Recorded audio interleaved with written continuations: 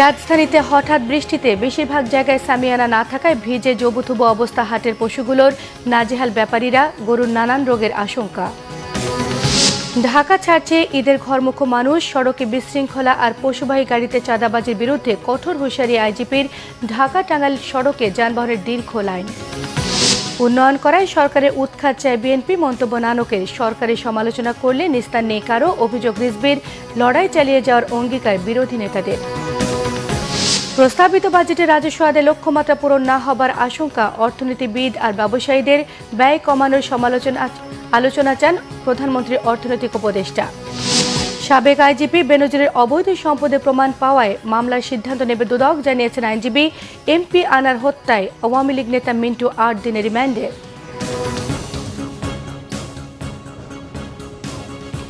দেখছিলেন বিআরবি কেবল সংবাদ শিরোনাম, এবারে পুরো সংবাদ। রাজধানীতে হঠাৎ বৃষ্টিতে নাজেহাল গরুর ব্যাপারীরা। বেশিরভাগ জায়গায় সামিয়ানা না থাকায় ভিজে জবুথবু অবস্থা হাটে আসা কোরবানির পশুগুলোর। এতে গরুগুলো অসুস্থ হয়ে পড়ার আশঙ্কা ব্যাপারীদের। এদিকে এখনও কোরবানির পশুর হাটে বেচাকেনায় সেভাবে জমে ওঠেনি।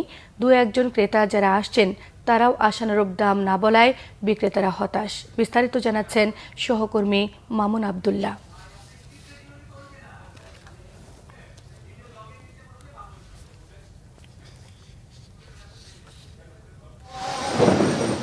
তীব্র গরমের পর হঠাৎ বৃষ্টি, তাতেই অসুস্থ হয়ে নুয়ে পড়েছে জামালপুর থেকে সদ্য রাজধানীতে আনা গরুটি।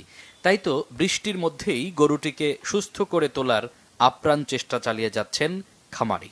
তার মতো সিরাজগঞ্জ থেকে আসা আরেক ব্যাপারী বিল্লাল মিয়াও ব্যস্ত গরুর পরিচর্যায়। বৃষ্টিতে বড় ক্ষতি হবার আশঙ্কায় উদ্বিগ্ন তারা। কোরবানির পশুর সুস্থতার জন্য সব ধরনের ব্যবস্থা রয়েছে বলে জানান ইজারাদাররা। এখন পর্যন্ত যা দিয়ে কিনে নিয়েছি ওই দাম যে দাম কিনে নিয়েছি এই চালার দাম কয় না। কাগজ টাঙ্গানোর জায়গা না, গরুগুলো ভিজে গেল না, তাহলে ওরা তো দামদার জিনিস, ওদের তো সমস্যা না। গরুর শারীরিক অবস্থা ভালো না, এখন গরু বলা গেল।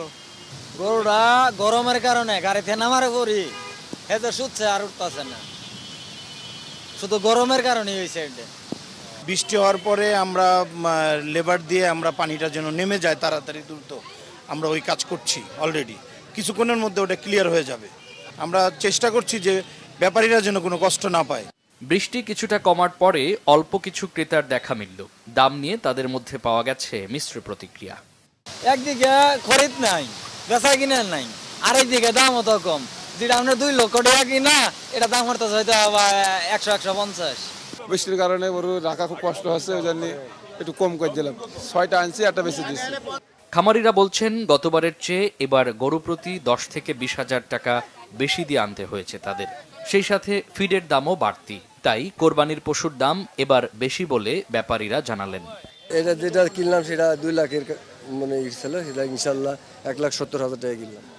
ব্যাপারীরা দাম একটু বেশি চাচ্ছে, কিন্তু একটু বার্গেনিং করে নিলে বর্তমান বাজার দর অনুযায়ী সুলভ মূল্যে গরু পাওয়া যাচ্ছে 80,000। শুক্রবার থেকে রাজধানীর পশুর হাটগুলোয় ক্রেতা সমাগম বাড়বে, জমে উঠবে বেচা বিক্রি, এমন প্রত্যাশা হাট সংশ্লিষ্টদের। মামুন আবদুল্লাহ, বাংলা ভিশন, ঢাকা। এদিকে প্রিয়জনের সঙ্গে ঈদ উদযাপনে রাজধানী ছাড়ছে ঘরমুখো মানুষেরা। তবে সড়কে যানজট, বিশৃঙ্খলা এবং পশুবাহী গাড়িতে চাঁদাবাজির ঘটনায় পুলিশের নমনীয়তার কোনো সুযোগ নেই বলে জানিয়েছেন আইজিপি চৌধুরী আবদুল্লাহ আল মামুন। ফিটনেসবিহীন গাড়ি চললে ব্যবস্থা নেওয়ার কথা জানিয়েছেন তিনি। গাবতলী বাস টার্মিনাল এবং পশুরহাট পরিদর্শন শেষে তিনি সব কথা জানান। বিস্তারিত জানাচ্ছেন জিয়া খান। ঈদযাত্রার দ্বিতীয় দিনে প্রথম দিনের তুলনায় যাত্রীর চাপ বেড়েছে কমলাপুর রেল স্টেশনে। লোকাল, কমিউটার ও আন্তনগর মিলে মোট 69 জোড়া ট্রেন দেশের বিভিন্ন গন্তব্যে ছেড়ে যাবে। প্রতি বছর আসলে ট্রেন জার্নি খুব ভালো লাগে, খুব আরামদায়ক, কিন্তু ঈদ যখন সামনে আসে তখন তো প্রচুর লোক। মানে এখন যদি ঠিক মতো যা পৌঁছায় তাহলে তো ভালো, না হলে তো বাচ্চা কাচ্চা নিয়ে তো একটু কষ্ট হয়।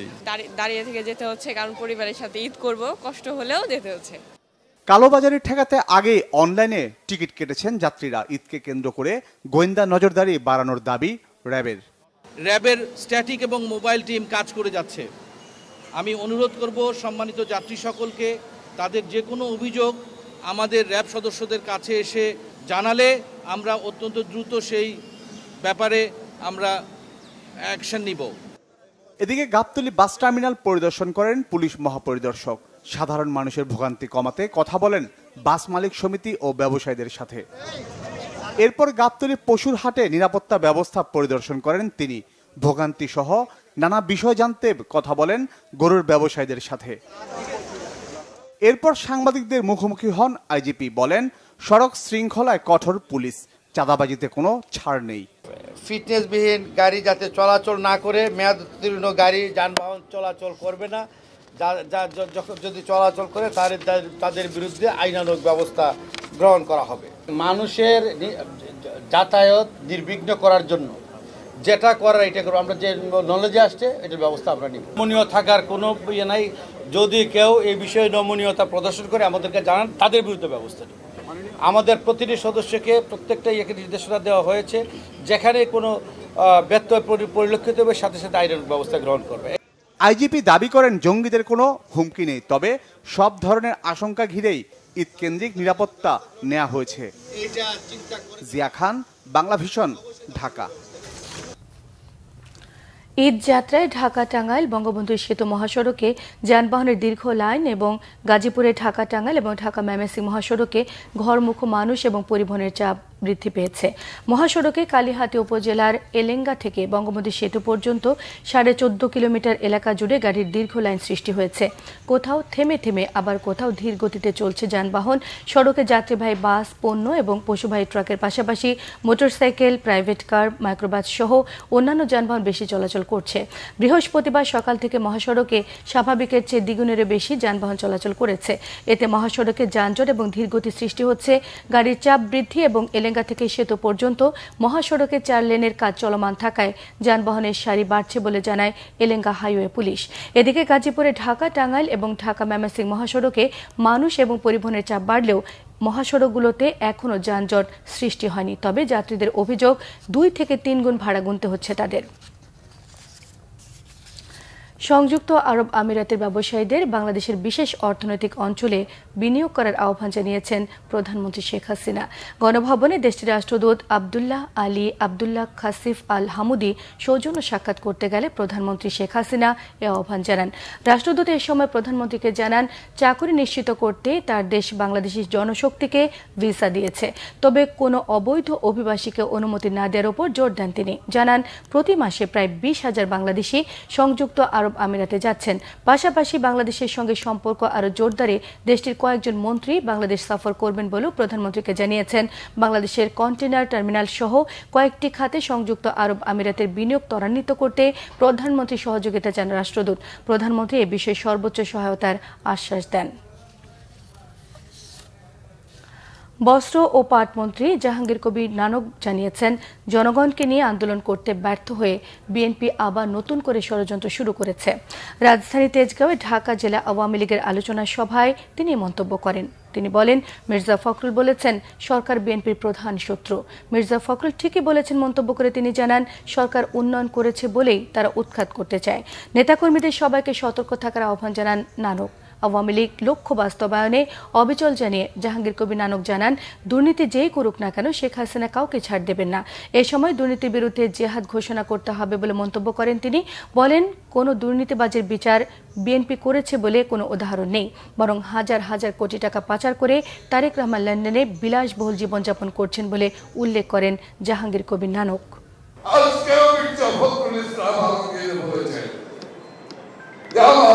আমাদের প্রধান শত্রু হলো এই সরকার। এই সরকারকে উৎখাত করতে হবে। ঠিকই বলেছে, ভিতরের কথা বেরিয়ে গেছে। আওয়ামী লীগ এই সরকারই আপনাদের প্রধান শত্রু। কারণ এই সরকার জনগণের সরকার, কারণ এই সরকার অসাম্প্রদায়িক সরকার। ওরা জনগণকে নিয়ে আন্দোলন করতে ব্যর্থ হয়ে, ষড়যন্ত্রের পথ ব্যর্থ হয়ে এখন ওরা নতুন ষড়যন্ত্রের পথ এগিয়ে যাচ্ছে। সরকারের সমালোচনা করলে কারণ নিস্তার নেই বলেছেন বিএনপির সিনিয়র যুগ্ম মহাসচিব রুহুল কবির রিজভী আহমেদ। তার অভিযোগ, কোনো পেশার মানুষই ক্ষমতাসীনদের কাছে নিরাপদ নন। বিএনপি নয়াপল্টন কার্যালয়ে সংবাদ সম্মেলনে রুহুল কবির রিজভী এসব কথা জানান। তিনি অভিযোগ করেছেন, দেশে এখন একদলীয় শাসনের চূড়ান্ত অবস্থা। গুম, খুন, গুপ্ত হত্যা বাড়ছে। রাষ্ট্রের সকল প্রতিষ্ঠানকে কবজায় নিয়ে বিরোধীদের সাজা দেওয়া হচ্ছে বলে মন্তব্য করেছেন রিজভী। তিনি বলেন, সাধারণ মানুষের কাছে ভোটের জন্য যেতে হয় না বলেই যা তা করছে ক্ষমতাসীনরা। নতুন করে জিয়া পরিবারের বিরুদ্ধে ষড়যন্ত্রের অভিযোগ করেছেন বিএনপির এই সিনিয়র যুগ্ম মহাসচিব। যতক্ষণ পর্যন্ত এদেশে গণতন্ত্র ফিরে না আসবে, যতক্ষণ পর্যন্ত এদেশে মানুষের বাক ব্যক্তি স্বাধীনতা নিশ্চিত না হবে, যতক্ষণ পর্যন্ত মানুষের যে মৌলিক অধিকার সুরক্ষিত না হবে, যতদিন পর্যন্ত গুম এবং ক্রস ফায়ারের ভয় না যাবে, ততদিন পর্যন্ত এদেশের গণতান্ত্রিক শক্তি এবং তাদের নেতা দেশনায়ক তারেক রহমান তার কণ্ঠস্বরকে আপনি হুমকি দিয়ে থামাতে পারবেন না। বাজেটে কোনো ক্ষেত্রেই সাধারণ মানুষের উদ্বেগ কমানোর কোনো দিক নির্দেশনা নেই। আমি আর ডামি সংসদের বাজেটে কোনো সমাধানও নেই। বাজেট নিয়ে নাগরিক ঐক্যের আলোচনায় বিরোধী নেতারা এসব কথা জানান। নৈতিকতাহীন অর্থনীতির সালতামামি শিরোনামে প্রস্তাবিত বাজেট নিয়ে আলোচনার আয়োজন করে নাগরিক ঐক্য। বৃহস্পতিবার ঢাকা রিপোর্টার্স ইউনিটিতে এ আলোচনায় বিরোধী রাজনৈতিক নেতারা জানান, যারা জনগণের ভোটের তোয়াক্কা করেন না তাদের কাছে জনবান্ধব বাজেট আশা করাই বোকামি। এই বাজেটের একটাই ভালো দিক, আর তা হচ্ছে দেশের অর্থনৈতিক অবস্থা যে ভালো না তা সরকারের নিজের মুখে স্বীকার করা। আলোচনায় নেতারা জানান, সর্বক্ষেত্রে বৈষম্য বেড়েই চলেছে, রিজার্ভ প্রায় শূন্য। তারা বলেন, এই সরকার উৎপাদকেরও না, ভোক্তারও না। বাঁচতে হলে উপেক্ষিত আর বঞ্চিত জনগণকে রাস্তায় নামতে হবে উল্লেখ করে বিজয় না হওয়া পর্যন্ত লড়াই চালিয়ে যাবার অঙ্গীকার ব্যক্ত করেন নেতারা। এই সরকারের নিয়োজিত প্রধান বিচারপতি দেশত্যাগে বাধ্য হয় এবং তাকে দুর্নীতির দায়ে সাজাপ্রাপ্ত হতে হয়। এই সরকারের নিয়োজিত প্রধান সেনাপতি দুর্নীতির দায়ে অভিযুক্ত। এই সরকারের নিয়োজিত পুলিশ প্রধান দুর্নীতির দায়ে অভিযুক্ত। এই সরকারের নিয়োজিত মন্ত্রীর বিরুদ্ধে অর্থ পাচারের অভিযোগ, এমপিদের বিরুদ্ধে চোরাচালানির অভিযোগ। এক্ষেত্রে কোথায় সমাধান? কোথায়? আমি এবং দামির সংসদের কোন সমাধান আসবে বলে আমরা মনে করি? কখনো না।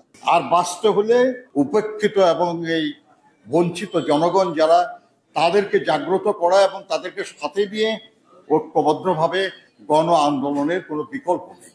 এই বাজেট দেখিয়ে বলতে পারবো ব্যাংকের লুটতরাজ অব্যাহত থাকবে।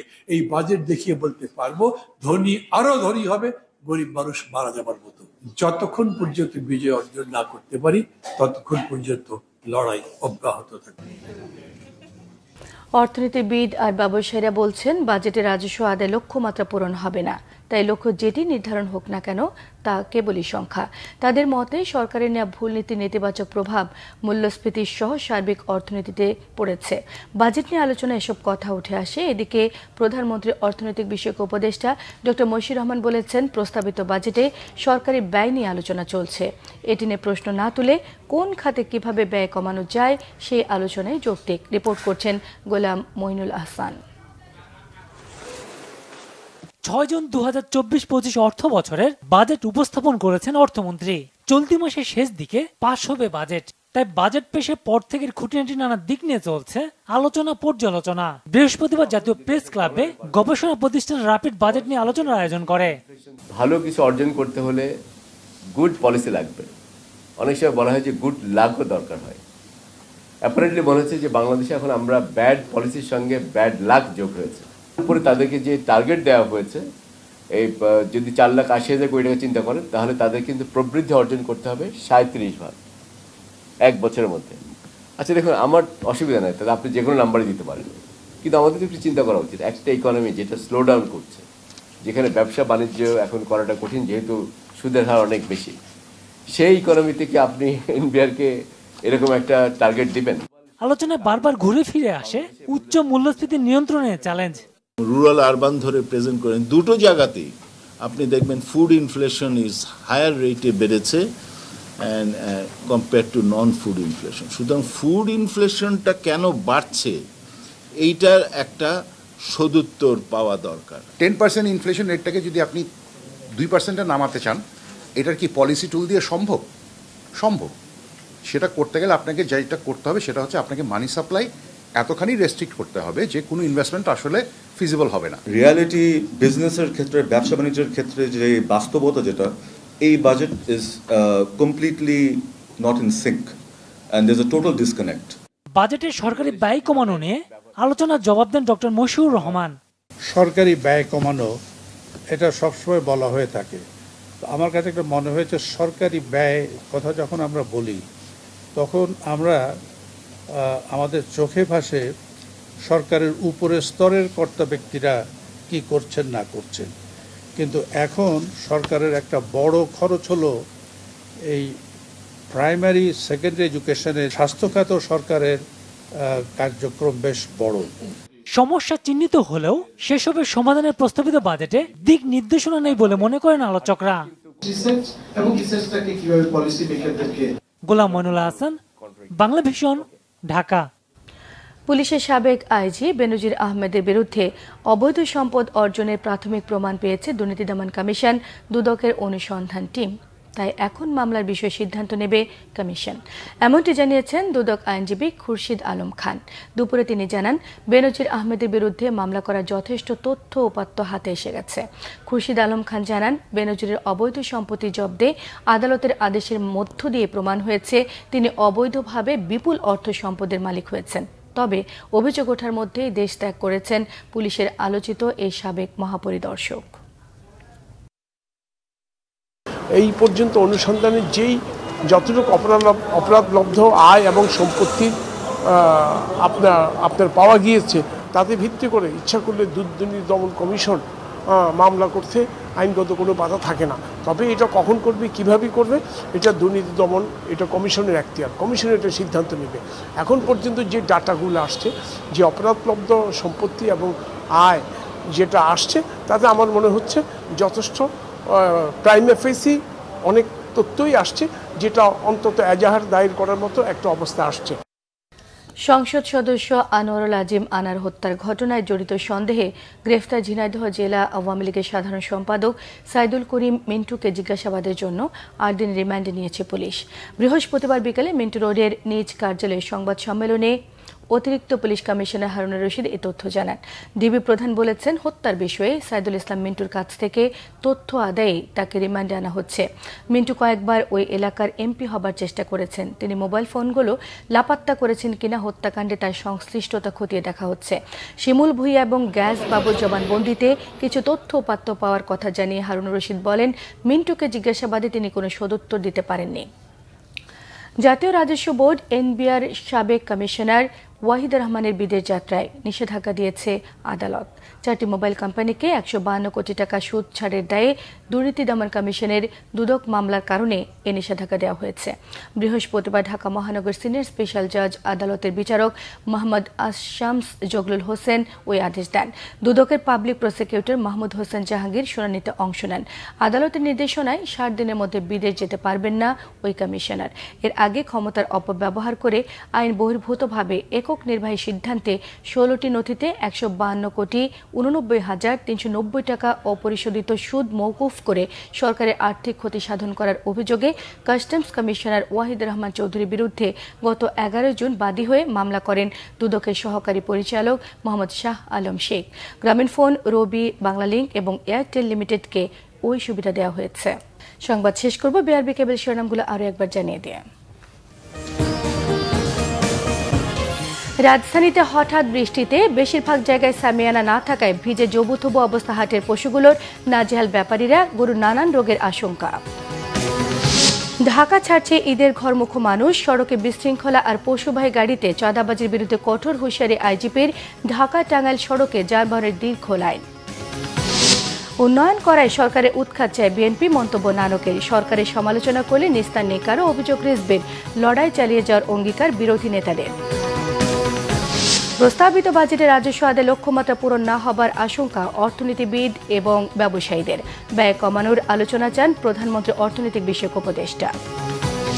সাবেক আইজিপি বেনজিরের অবৈধ সম্পদের প্রমাণ পাওয়ায় মামলার সিদ্ধান্ত নেবে দুদক, জানিয়েছেন আইনজীবী। এমপি আনার হত্যায় আওয়ামী লীগ নেতা মিন্টু 8 দিনের রিমান্ডে। এই ছিল এখনকার মতো। পরের সংবাদ রাত 10:30টায়। 9টায় রয়েছে নিউজ 20 দেখার আমন্ত্রণ রইল। এছাড়া বাংলাভিশন সংবাদ এবং সংবাদ সংশ্লিষ্ট অনুষ্ঠান দেখতে ভিজিট করুন www.bbnews24.com, facebook.com/বাংলাভিশন নিউজে সাবস্ক্রাইব করুন, youtube.com/বাংলাভিশন নিউজের সঙ্গে থাকায় সবাইকে ধন্যবাদ।